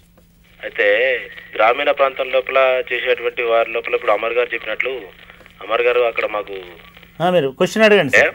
క్వశ్చన్ అడగండి. సరే సార్. గ్రామీణ ప్రాంతం లోపల అనేక రకాలైనటువంటి ఇప్పుడు ప్రజాప్రతినిధులు కానివ్వండి, రాజకీయ నాయకులు కానివ్వండి, అనేక రకాలైనటువంటి సమస్యలు తీసుకొస్తూ ఉంటారు కదా. అవును. దాని మీద మళ్ళీ వేరే అంటే అధికారుల నుంచి కానివ్వండి, ఇంకా ఉన్నత రాజకీయవేత్తల దగ్గర నుంచి కానివ్వండి, కొంత ప్రెషర్ అనేటువంటిది వస్తుంది సార్. అవును. ఆ ప్రెషర్ని తట్టుకొని కొన్ని వార్తలు రాసినప్పుడు పత్రికల వాళ్ళు వాటిని పబ్లిష్ చేయడం లేదు సార్. కొన్నిట్లో పత్రికల నుంచి కొన్ని వార్తలు పబ్లిష్ కాకుండా ఉండడం ద్వారా ఇక్కడ పబ్లిక్ నుంచి కానీ, తర్వాత వాళ్ళు ఇచ్చినటువంటి వాళ్ళ దగ్గర నుంచి కానీ ప్రెషర్స్ ను ఎదుర్కొనే అవకాశాలు చాలా ఉన్నాయి సార్. అంటే ఇక్కడ పంపించిన వార్తల్ని అర్థమైంది. మీరు క్వశ్చన్ ఇంకా మీరు ఏం అడగాలనుకుంటున్నారు ఇప్పుడు? అంటే ఇక్కడ నుంచి కొన్ని పంపిస్తున్నాం కదా సార్. అవును. అలాంటి వార్తల్ని వాళ్ళు ఎందుకు పబ్లిష్ చేయడం లేదు సార్? అవును. ఓకే, సరేనండి. ఇప్పుడు వరదాచారి గారు, మీరు చాలా కాలం డెస్క్లు నిర్వహించినారు, అన్ని పత్రికలలో న్యూస్ ఎడిటర్గా పనిచేశారు కాబట్టి ఒక విలేకరు రాసినటువంటి వార్తని. హలో చెప్పండి. I'm Sumitra from Uppal area, Hyderabad. చెప్పండి. My question is to Varadachari గారికి. ఇప్పుడు ఏమన్నారంటే, అంటే పత్రికా స్వేచ్ఛ, విలేకరులు జర్నలిస్టులకు ఉన్న స్వేచ్ఛనే కాకుండా కొంత అంటే పత్రికా ఓనర్స్ కి కూడా కొన్ని రెస్ట్రిక్షన్స్ పెట్టారు రాజ్యాంగ చట్టం ప్రకారం పెట్టారు. అయితే ఎక్కడ ప్రాబ్లం వస్తుందంటే, మనము అంటే ఈ ప్రజాస్వామ్యంలో కొన్ని పత్రికలు బహిరంగంగా కూడా కొన్ని రాజకీయ శక్తులకు, కొన్ని రాజకీయ పార్టీలకు వత్తాసు పలుకుతున్నటువంటి ఇన్సిడెంట్స్ మనకు బాగా కనిపిస్తున్నాయి.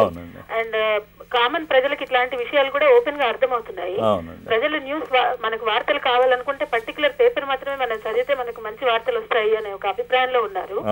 మరి ఇలాంటి తరుణంలో పత్రికా రంగం ప్రజాస్వామ్యానికి ఒక మూల విరాట్టు అని మనం అనుకున్నప్పుడు, ఈ ప్రజాస్వామ్యం యొక్క భవిష్యత్తు కూడా ఈ పత్రికా రంగం మీద ఆధారపడి ఉన్నప్పుడు, మరి ప్రెస్ కౌన్సిల్ గాని లేకపోతే రాజ్యాంగమే కాకుండా మరి ఈ కొంతమంది జర్నలిస్టులకు మనం ఇచ్చేటువంటి ఒక గైడెన్స్ ఏంటి, లేకపోతే ఈ పత్రికా రంగంలో పనిచేస్తున్నటువంటి వాళ్ళు తీసుకురావాల్సిన మార్పులు ఏంటి, వాటి కోసం మీ అభిప్రాయం, అంటే ఏం మార్పులు వస్తే బాగుంటుందని మీ అభిప్రాయం? థ్యాంక్ యూ అండి. ఎక్కడ మీరు సుమిత్ర గారండి? ముప్పలేదు. రైట్, థ్యాంక్ యూ అండి. సార్, ఇప్పుడు 2 ప్రశ్నలు వీటికి ఏంటంటే, ఒకటి ఒక పత్రిక ఒక రాజకీయ విధానాన్ని బలపరుస్తోంది,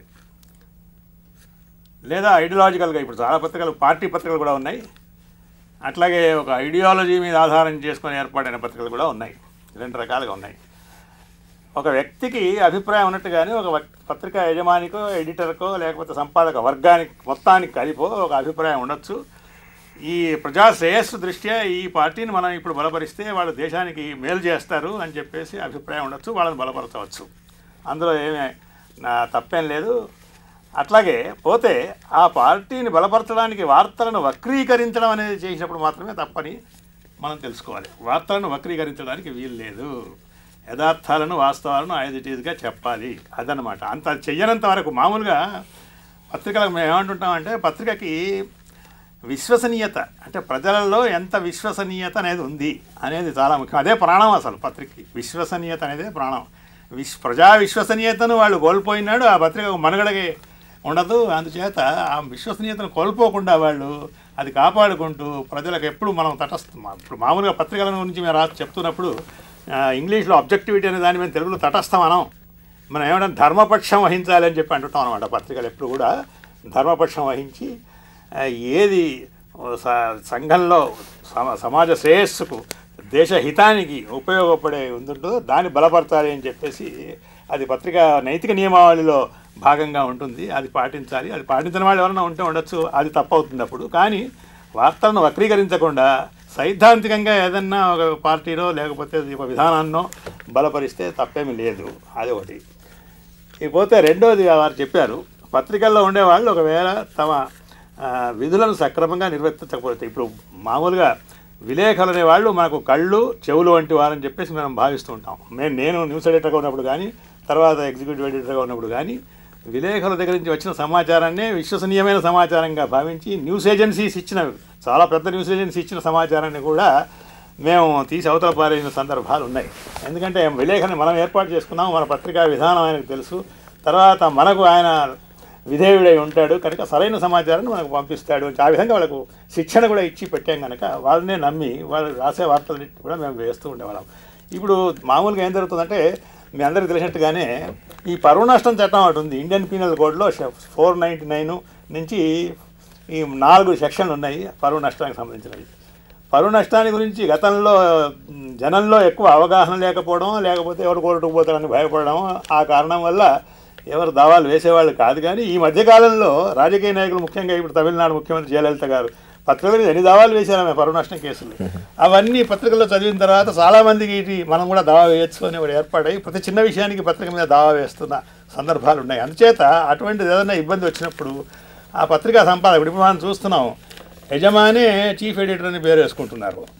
ఆ దావా వచ్చినప్పుడు ఒక్కసారైనా చీఫ్ ఎడిటర్ ఏదో మెజిస్ట్రేట్ కోర్టులో పోయి కనపడాల్సిన అవసరం ఉంటుంది. వాళ్ళు ఇన్సిస్ట్ చేస్తా వచ్చి తీరాలి అని చెప్పేసి. అందుకోసం వాళ్ళు చాలా ఈ మధ్యకాలంలో ఇటువంటి విషయాల్లో ఎందుకయ్యా లేనిపోని గొడవ అని చెప్పేసి నెగ్లెక్ట్ చేస్తున్నాం. అది నైతిక నియమావళికి విరుద్ధం, అట్లా చేయకూడదు వాళ్ళు. అది సంగతి. ఇందాక ఇంకో క్వశ్చన్ అమరు. హలో హలో హలో చెప్పండి. నేను నెల్లూరు నుంచి మాట్లాడుతున్నానండి. సత్యనారాయణ శర్మ. చెప్పండి శర్మ గారు. ఇప్పుడు ప్రెస్ విషయంలో ఇప్పుడు హిందూ మనకి కంట్రీ దాదాపు 80% of the population Hindu population ఉందండి మన దేశంలో. అందరికి తెలిసిన విషయమే. మైనారిటీస్ ఉంటే ఉండొచ్చు, ఉన్నారు కూడా, మ్యాటర్స్ కాదని చెప్పేది ఏం లేదు. కానీ మైనారిటీస్ మీద జరిగేటువంటి అట్రాసిటీస్ విషయంలో ఎక్కడన్నా పొరపాటున ఏదైనా జరిగి ఉంటే వాటిని తాటకాయంత అక్షరాలతో ఫ్రంట్ పేజీలో బ్రహ్మాండంగా రాస్తున్నారు. మళ్ళానేమన్నా అది ప్రత్యేకంగా రాసి ఏదో ఒక పర్టికులర్ గా హిందూ సమాజం మీద వాళ్ళ మీద బ్రహ్మాండమైనటువంటి ప్రచారం చేసి అది కాదు అన్న తర్వాత చివరికి ఎక్కడో కాలంలో చిన్న కాలం వేసి దాని ఆ విధంగా అట్రాక్ట్ కావడానికి లేకుండా చేస్తున్న కొన్ని పత్రికలు ఉన్నాయి. మరి ప్రెస్ కౌన్సిల్ వీళ్ళంతా కూడా వాళ్ళకి ప్రత్యేకంగా ఒక ఇది ఉన్నదని చెప్తున్నాను కదా, రూల్స్ అండ్ రెగ్యులేషన్స్ ఉన్నాయి కదా. మరి అటువంటి అట్రాసిటీస్ ఫలానా హిందూ సమాజం చేయలేదు అనేటువంటి ఇది వచ్చినప్పుడు మళ్ళా దాన్ని మళ్ళా గట్టిగా అందరికీ తెలిసేటట్టుగా రాయాల్సిన బాధ్యత వీళ్ళకి ఉందా లేదా? ఎందుకు ఈ విధంగా హిందూ సమాజం మీద ప్రత్యేకంగా ప్రెస్ కౌన్సిల్ వారు వితౌట్ ఎనీ సోషలిస్ట్ నెత్తినేసుకొని బురద పూసుకొని హిందూ సమాజాన్ని నాశనం చేయాలని కట్టుకున్నారా? థ్యాంక్ యూ శర్మ గారు. మీ ప్రశ్నకి ఇప్పుడు సమాధానం చెప్తారు. ఇప్పుడు అమర్ గారు ఒక చిన్న ఇదేమిటంటే మామూలుగానే పత్రికలకు నియమావళి ఉన్నది. మతానికి సంబంధించి మత సంబంధమైన వీటికి సంబంధించి ఘర్షణలకు దారితీసే పరిస్థితులు లేదా మత ఘర్షణలకు సంబంధించిన విషయాలను గురించి సమానం చెప్తున్నారు రిపోర్ట్ చేయకూడదు. అటువంటివి రిపోర్ట్ చేయాల్సి వచ్చినప్పుడు కూడా పత్రికలు సంయమనం పాటించాలి, మతాల పేర్లు రాయకూడదు. ఇటువంటి చాలా ఉన్నాయి నియమాలు. చాలా ఉన్నాయి, చాలా వరకు పత్రికలు పాటిస్తూ ఉన్నాయి. పత్రికలు ఇతరత్ర ఎటువంటి పెడధోరణుల వైపు వెళ్ళినా, వ్యక్తిగతంగా నా అభిప్రాయం పత్రికలు ఇప్పుడు కొన్ని పెడధోరణుల వైపు వెళ్తున్నాయి. వెళ్ళినప్పటికీ మతానికి సంబంధించిన విషయం వచ్చినప్పుడు పత్రికలు చాలా వరకు సంయమనం పాటిస్తున్నాయి అనేది మా అభిప్రాయం. ఇక్కడ హిందూ సమాజం మీద బురద చల్లడానికో లేకపోతే హిందూ సమాజాన్ని బద్నాం చేయడానికో ఇటువంటి చేస్తున్నాయి పత్రికలు అని చెప్పి నేను అనుకోవడం లేదు. ఇవాళ భారతదేశంలో ఏ పత్రిక కూడా అటువంటి ప్రయత్నం చేస్తున్నట్టుగా నాకైతే దృష్టాంతాలు కనపడవు. ప్రెస్ కౌన్సిల్కు దాని మీద ఫిర్యాదు చేయొచ్చు. ఆ ప్రెస్ కౌన్సిల్కి ఫిర్యాదు చేస్తే వాళ్ళు పరిశీలించి ఆ పత్రికలను మందలిస్తారు. ఇప్పుడు ప్రెస్ కౌన్సిల్కి ఇప్పుడున్న అధికారాల్లో ఏంటంటే వాళ్ళకు మందలించే అధికారం మాత్రమే ఉంది. మనకు తెలుగులో ఒక సామెత ఉంది, మనిషికో మాట గొడ్డుకో దెబ్బ అని. ఆ సామెత ప్రకారం ఏంటంటే ప్రెస్ కౌన్సిల్ వాళ్ళు, పత్రికల వాళ్ళు బాగా చదువుకున్న వాళ్ళు, సామాజిక బాధ్యత ఉన్నవాళ్ళు, సమాజం మేలుకోరేవాళ్ళు కనుక వాళ్ళు కేవలం మందలించినంత మాత్రాన సవరించుకొని తమ ప్రవర్తనను ఇక మీదట అటువంటి తప్పులు చెయ్యరు అనే ఒక భావనతోటి ప్రెస్ కౌన్సిల్కు మీరు కనుక ఫిర్యాదు చేసినట్టయితే వారు పరిశీలించి ఇటువంటివి చేసినప్పుడు వాళ్ళు పత్రికలను మందలిస్తారు. ప్రశ్న ఉందండి. నా పేరు శ్రీవత్స అండి, నేను హైదరాబాద్ నుంచి అడుగుతున్నాను. అడగండి సార్. ఇప్పుడు ఈ మధ్య విలేకరుల సమావేశాలు ప్రత్యక్ష ప్రసారం చేస్తున్నారండి, సమాచార హక్కు ఉండాలని చెప్పేసి పత్రికలకి. అయితే కొంతమంది రాజకీయ నాయకులు తన నోటికి వచ్చినట్టు మాట్లాడుతున్నారు. అలాంటి విషయాల్ని మనము చూపించవచ్చా అసలు విలేకరులుగా? అది ప్రజలకు చూపించవలసిన అవసరం ఉందా? ఎందుకంటే పర్వేజ్ ముషరఫ్ ప్రోగ్రామ్ కూడా మనం లైవ్ టెలికాస్ట్ చేశాం కదా పాకిస్తాన్ ప్రెసిడెంట్ వచ్చినప్పుడు. అవునండి, అది మనం చూపించడం సరి అయిందా? శ్రీవాస్ గారు చాలా మంచి ప్రశ్న అడిగారండి. అంటే దీని మీద ఇప్పుడు మీకు చర్చిస్తాం. శ్రీవాస్ గారు ఏమంటారు సార్ అంటే, ఇప్పుడు టెక్నాలజీ అంతా డెవలప్ అయిన తర్వాత, అంటే మోడర్న్ జర్నలిజం అనేది వచ్చిన తర్వాత ఏ విషయాన్నైనా సరే మనం ప్రత్యక్షంగా చూడగలుగుతున్నాం కదా. పత్రికా విలేకరుల సమావేశమైనా సరే, అగ్రరాజ్య నేతల సమావేశమైనా సరే మనం డైరెక్ట్గా చూసి, అంటే దానిలో ఆపాల్సింది ఏమీ లేదా, దేన్నైనా సరే అట్లా చూపించవచ్చా పత్రికలు? అదే దానికి ఇప్పుడు ఒకటి ఉంది, అది నియమం ఉంది. ఏమిటంటే ముఖ్యంగా ఈ మన ఎలక్ట్రానిక్ మీడియా వచ్చిన తర్వాత ఏంటంటే కెమెరాను ఎప్పుడు ఆపేయాలి అనేది ముందు నేర్చుకోవాలి అని చెప్పి ఇప్పుడు జర్నలిజంలో మనం వీళ్ళకు విద్యార్థులకు నేర్పినట్లుగా మనకు ఇదివరకంటే వాళ్ళు చెప్పేవాళ్ళు మనం ఇంటికి వెళ్ళిపోయి రాయకూడని విషయాలు ఉంటే వాటిని రాయకుండా రాయదగిన విషయాలను మాత్రమే రాస్తూ ఉండేవాళ్ళం. కానీ ఈ ఎలక్ట్రానిక్ మీడియా వచ్చిన తర్వాత లైవ్ టెలికాస్ట్ అన్నప్పుడు వాళ్ళు ఏది వాగినా కూడా డైరెక్ట్గా వెళ్ళిపోతూ ఉంటుంది. కానీ ఇది జరిగినప్పుడు ఇతర గతంలో కూడా దీనికి సంబంధించిన ఒక దృష్టాంతం ఉంది. బివి కేస్కర్ గారు ఇన్ఫర్మేషన్ మినిస్టర్గా ఉన్నప్పుడు నెహ్రూ గారు ప్రధానమంత్రి, ఆయన నాగపూర్లో ఒక సభలో మాట్లాడుతూ ప్రతిపక్ష పార్టీలను విమర్శిస్తే టీవీలో, ఆ రోజుల్లో టీవీ లేదనుకోండి, రేడియోలో ప్రసారం చేయకూడదు అని ఒక నియమం ఉండేది రేడియోకి. ఆ నెహ్రూ గారు మాట్లాడుతూ ఆవేశంతో ప్రతిపక్ష పార్టీలను దూషించడం మొదలుపెట్టాడు. పెట్టేసరికి కేస్కర్ ఆ సభలో ఉన్నారు అక్కడ నాగపూర్లో. అది డైరెక్ట్ టెలికాస్ట్ మన బ్రాడ్కాస్ట్ అవుతుంది. అంచేత ఆయన ఏం చేశారు, వెంటనే కట్ చేయమన్నాడు. కట్ చేయిస్తే ఒక 2-3 నిమిషాలు రేడియోలో ఏమీ రాకుండా అంత సైలెంట్ అయిపోయింది. ఆ తర్వాత మళ్ళీ నెహ్రూ గారు ఆవేశం తగ్గి మళ్ళీ మామూలు ధోరణిలోకి వచ్చిన తర్వాత మళ్ళీ మాటలు వినపడడం మొదలైంది. ఆ విధంగా ఏంటంటే ఎలక్ట్రానిక్ మీడియాలో లైవ్ టెలికాస్ట్లో కూడా టెక్నాలజీ ఇప్పుడు డైరెక్ట్గా వెళ్ళిపోతుంది అని మనం ఏం చేయాలి, కెమెరామ్యాన్ ఎప్పుడు కావాలంటే అప్పుడు ఇప్పుడు మనం చూస్తున్నారు కదా, ఈ కెమెరాని ఇక్కడ 3 కెమెరాలు ఉన్నాయి. 3 కెమెరాల వాళ్ళు ఏం చేస్తున్నారు, ఒక్కొక్క సమయంలో ఒక్కొక్క కెమెరాని ఆన్ చేస్తున్నారు, ఒక్కొక్క సమయాన్ని ఆఫ్ చేస్తున్నారు. అప్పుడు ఎవరైనా ఒక విషయం మాట్లాడకూడని విషయం ఇక్కడ మాట్లాడినట్టయితే ఈ కెమెరామ్యాను మిగతా టెక్నీషియన్స్ వాళ్ళు దాన్ని బ్లాక్ చేయడానికి అవకాశం ఉంది. అట్లా చేయాలి, అట్లా ఎప్పుడు చేయాలనేది వాళ్ళు అది నేర్చుకోవడం అనేది చాలా అవసరం, వాళ్ళకి దానికి ట్రైనింగ్ అవసరం. రెండవది నేను దీనిలో నాకు ఒక చిన్న నా అభిప్రాయం ఏంటంటే, ఈ ప్రత్యక్ష ప్రసారాలు వచ్చిన తర్వాత నా అభిప్రాయం అయితే సాధ్యమైనంత మరీ స్కరిలెస్గా ఉండి లేదా ఎవరినైనా అవమానపరిచేదిగా ఉండి మరి ప్రసారం చేయకూడదు అయితే తప్ప వీలైనంత వరకు ప్రసారం చేయడం మంచిది. ఎందుకంటే ప్రజలకు తెలుస్తుంది మాట్లాడేవాడి పరిస్థితి ఏమిటి, అతని క్రెడిబిలిటీ ఏమిటి, అతను ఎట్లా ఉన్నాడు, అతని పరిస్థితి ఎంతవరకు ఉందనేది ప్రజలకు తెలుస్తుంది. రాజకీయ నాయకులు కానివ్వండి, ఇతర రంగాల వాళ్ళు కానివ్వండి, అది వాళ్ళు ఎటువంటి వాళ్ళు అనేది ప్రజలకు తెలియడానికి అవకాశం ఉంది. మనం పత్రికల్లో రాసినప్పుడు ఎంత నెరేటివ్గా రాసినా కూడా, ఎంత ఇదిగా రాసినా కూడా విజువల్ దీనిలో చూపించినంత ఎఫెక్ట్ కనిపించదు. కాబట్టి ఇంకోటి రెండోదండి, ఈ పత్రికా స్వేచ్ఛ దీనికి వచ్చినప్పుడు ఒక చిన్న పాయింట్ మనం ఇది చేయాల్సింది. ఇవాళ ఇంతకుముందు ఒక ఆయన నెల్లూరు నుంచి శర్మ గారు అడిగినారు, ఆయన ఆవేదన వ్యక్తం చేసినారు హిందూ సమాజం అనేది. నేనేమంటున్నానంటే, ఇప్పుడు పత్రికలు వార్తల వరకు భరదాచారి గారు చెప్పినట్టు మనకు ఇది ఉంది, news is secret, comment is free. వార్త అనేది పవిత్రమైనది, కామెంట్ వ్యాఖ్య ఫ్రీ, ఏ వ్యాఖ్య అయినా చేసుకోవచ్చు, మన ఇష్టం. పత్రికలు వార్తల వరకు దాన్ని పాటించి వార్తల్ని వార్తలుగా ఇచ్చి వాస్తవాల్ని వక్రీకరించకుండా వార్తల్ని వార్తలుగా ఇచ్చి లోపల వాళ్ళు వ్యాఖ్యలు చేసుకోవడానికి వేరే పేజీలు ఉన్నాయి. సంపాదకీయాన్ని రాసుకోవచ్చు, వ్యాసాలు రాసుకోవచ్చు సంపాదకీయ పేజీల్లో, ఇటువంటి ఏమైనా వ్యాఖ్యలు చేసుకోవచ్చు. కానీ వార్తల్లోకి వచ్చి ఇవాళ తేడా లేకుండా పోయింది.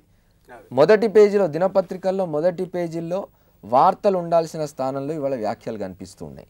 ఒక వార్తను వార్తగా రాయకుండా, ఒక సంఘటనను సంఘటనగా రాయకుండా, ఆ సంఘటన వెనుక ఉన్న విషయాల్ని, ఆ వార్త వెనుక ఉన్న విషయాల్ని తీసుకొని తమ వ్యాఖ్యానాన్ని జోడించి వార్తలకు వ్యాఖ్యలకు తేడా లేకుండా చేస్తున్న పరిస్థితి వాళ్ళ పత్రికలో కనిపిస్తున్నది. ఈ పరిస్థితి పోవాలి. ఇది పోనంత వరకు ప్రజలు మనం నమ్మడం అనేది కష్టం అవుతుంది. పత్రికల విశ్వసనీయత తగ్గిపోతుంది దానివల్ల. ఇందాక అమర్ గారు చెప్పినట్టు అంటే ఏ విషయాన్నైనా సరే మనం ప్రజలకి ఇమ్మీడియట్గా తెలియజేయాల్సినటువంటి అవసరం ఉంది అని అంటున్నారు. సరే, దీనికి సంబంధించి ఇందాక మీరు చెప్పేటప్పుడు కూడా చెప్పారు. అంటే దాంట్లో ఒకటి ఉంది. అమర్ గారు చెప్పిన దాన్ని తప్పేం లేదు, ఆయన చెప్పింది కరెక్టే. ఎందుకంటే వాళ్ళ ప్రవర్తన ఎట్లా ఉంది అని తెలిస్తే తర్వాత మళ్ళీ వీళ్ళని ఎన్నుకునేటప్పుడు ఇటువంటి వాళ్ళు మనం ఎన్నుకోవచ్చా అని చెప్పేసి వాళ్ళకు నిర్ణయం తీసుకోవడానికి అవకాశం ఉంటుంది. అది కరెక్టే. కానీ కొంతమంది ఏంటంటే వీళ్ళు ఇదే విధంగా ప్రవర్తిస్తారు అని చెప్పేసి మనకు తెలుసు. వాళ్ళు పదే అదే రకంగా ప్రవర్తిస్తూ ఉన్నారు. అటువంటి వాళ్ళు మళ్ళీ కెమెరా ముందుకు వచ్చినప్పుడు వాళ్ళు నటించడం మొదలు పెడతారు. కెమెరా చూడగానే చాలామంది కూడా నటించడం మొదలు పెడుతున్నారు. ఆ నటించడం అనేది మొదలు పెట్టినప్పుడు కెమెరా స్విచ్ ఆఫ్ చేయాలి అని ఒక నియమం. అందుచేత అది మనం పాటిస్తే కనుక వాళ్ళు నటించడం మానేస్తారు. అదనమాట ఒకటి. రెండవది ఏంటంటే ఇప్పుడు వార్తలు అనలిటికల్ న్యూస్ అని మనం ఇస్తున్నాం, అనాలిసిస్ చేస్తున్నాం. అంటే దానికి వెనక ఉండే విషయాన్ని ఏంటి విశ్లేషణ చేస్తున్నాం. ఆ విశ్లేషణ అనేది ఒక హద్దు మీరితే అమర్ అన్నట్టు అది వక్రీకరణ అవుతుంది. అది విశ్లేషణ మాత్రం ఎందుకు? గతంలోనేమో విశ్లేషణ కూడా ఒప్పుకునేవాళ్ళం కాదు. హెడ్డింగ్లో వ్యాఖ్యానం ఒప్పుకునేవాళ్ళం కాదు, వార్తలో వ్యాఖ్యానం ఒప్పుకునేవాళ్ళం కాదు గతంలో. కానీ తర్వాత ఏంటంటే పాఠకుల్లో అందరి అవగాహన, శ్రోతల్లో కానీ అందరి అవగాహన సమానంగా ఉండదు కనుక కొందరికి ఊరికే ఇప్పుడు బడ్జెట్లో ఈసారి ఇన్ని లక్షలు కేటాయించారు, ఇన్ని కోట్లు కేటాయించారని చెప్తే ఇది ఎక్కువ తక్కువ అని వాళ్ళకి తెలియదు. కనుక గత సంవత్సరం ఇంత కేటాయించారు, ఈ సంవత్సరం ఇంత కేటాయించారంటే అది తక్కువ తగ్గిపోయిందో లేకపోతే పెరిగిందో అని తెలుస్తుంది. కనుక అటువంటి వివరాలు ఇవ్వచ్చు అని వీళ్ళు.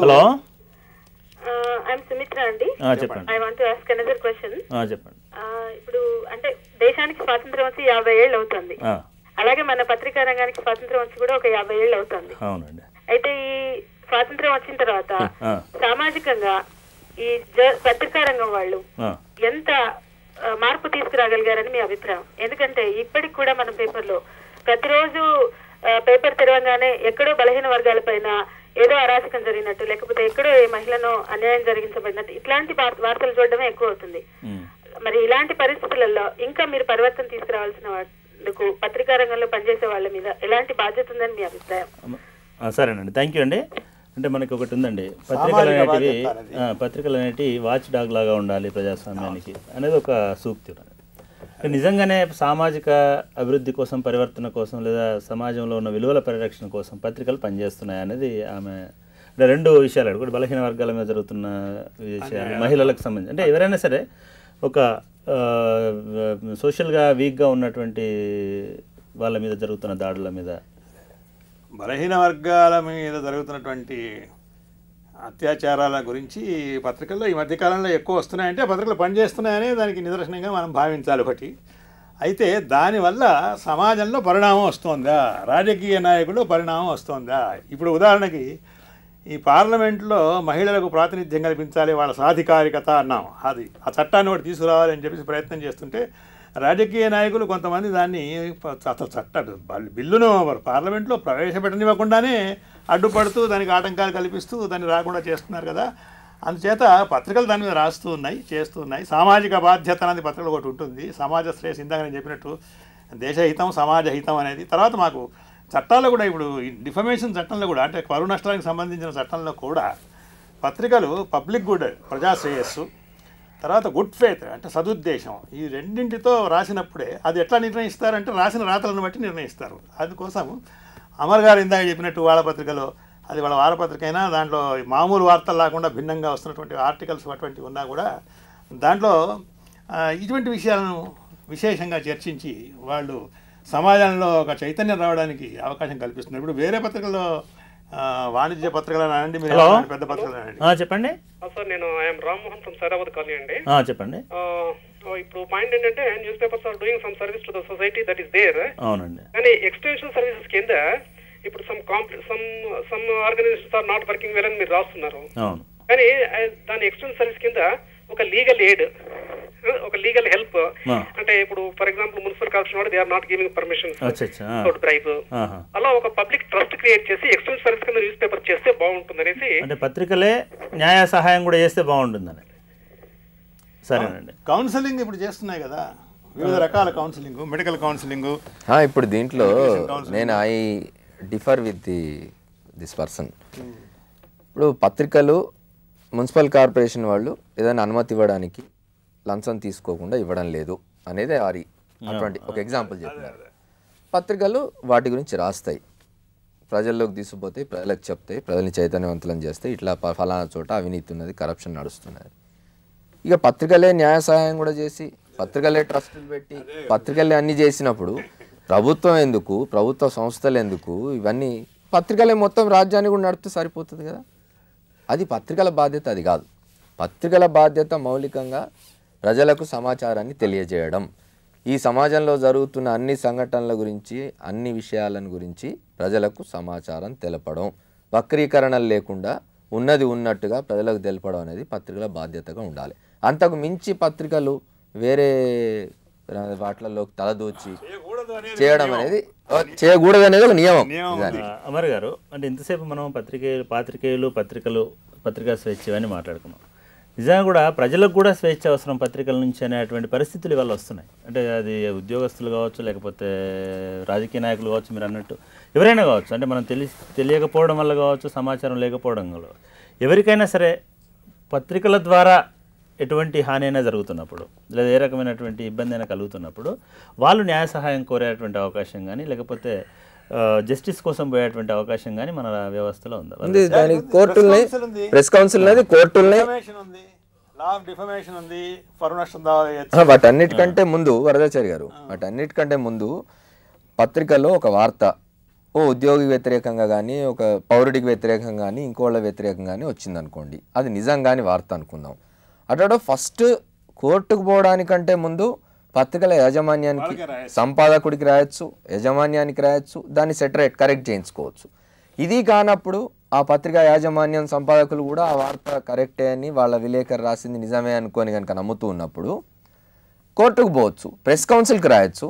Press council has no teeth. నిజానికి ప్రెస్ కౌన్సిల్ ఏమైనా మందలించగలదు, పత్రికలను ఇచ్చేయగలదు, కానీ లీగల్గా యాక్షన్ తీసుకోలేదు. కాబట్టి ప్రెస్ కౌన్సిల్తో కూడా కానప్పుడు మీరు కోర్టులకు వెళ్ళొచ్చు, పరువు నష్టం దావా వేయొచ్చు. ఇవన్నీ ఉన్నప్పుడు మళ్ళీ పత్రికలే ఇంకో న్యాయ సహాయం అనేది, కొన్ని పత్రికలు ఆంబుడ్స్మన్ కూడా ఉన్నారు. అంటే పత్రికలు, పత్రికా స్వాతంత్రం, పత్రికా స్వేచ్ఛ ఏదైనప్పటికీ కూడా అవన్నీ కూడా మన ప్రజాస్వామ్య విలువల్ని, మన రాజ్యాంగ విలువల్ని పరిరక్షించడానికే. కాబట్టి ప్రజలకు కానీ, అటు ప్రభుత్వానికి, రాజ్య వ్యవస్థకు కానీ, ఇటు పాత్రికేయులకు కానీ ఏ రకమైనటువంటి ఇబ్బంది కలగకుండా ఈ శాసనాలు, చట్టాలు అనేటివి నిజానికి మనకున్నాయి. వాటిని సమర్థవంతంగా ఉపయోగించుకోవడమే ఇవాళ అటు పాత్రికేయులు, పత్రికలు, ప్రజలు చేయాల్సినటువంటి పనిగా మేము భావిస్తున్నాం. మా కార్యక్రమాలపై మీ సూచనలు, సలహాలు తెలియచేయండి. మీ సూచనలు, సలహాలు తెలియచేయవలసిన చిరునామా: director, audio visual production and research centre, doctor BR Ambedkar open university, professor G Ramareddy Marg, road number 46, Jubilee Hills, Hyderabad 500003.